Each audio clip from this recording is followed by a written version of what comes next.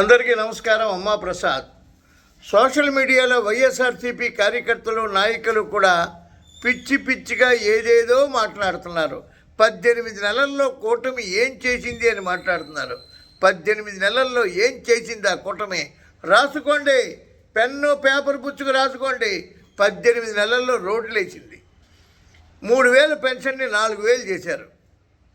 Hospitals అభివృద్ధి చేస్తున్నారు. PPP విధానాలు తొందరగా మెడికల్ కాలేజీలు ప్రజలకు అందుబాటులోకి రావాలని తపన పడుతున్నారు. సిఆర్డీఏ భవనం నిర్మించారు. క్వాంటమ్ వ్యాలీ తీసుకొస్తున్నారు అమరావతికి. 1,35,000 కోట్ల పెట్టుబడితోటి విశాఖపట్నంలో డేటా సెంటర్ ఓపెన్ అవుతోంది. 16 లక్షల చిల్లర ఉద్యోగాలకి వచ్చేలాగా ఎంఓయూలు జరిగాయి.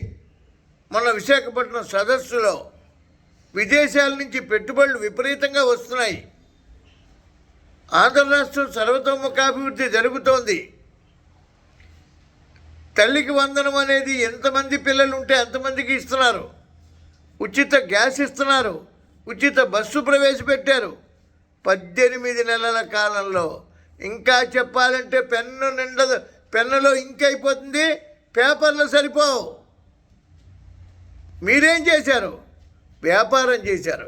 ఇక్కడ వ్యాపారం చేయట్లే, అభివృద్ధి చేస్తున్నారు. 74 ఏళ్ల వయసులో 24 ఏళ్ల కుర్రాళ్ళలో పనిచేస్తున్నటువంటి గౌరవ ముఖ్యమంత్రి చంద్రబాబు నాయుడు గారికి ప్రతి తెలుగువాడు, ప్రతి ఆంధ్రుడు శిరస్సు వంచి నమస్కరించాలి. జై తెలుగుదేశం.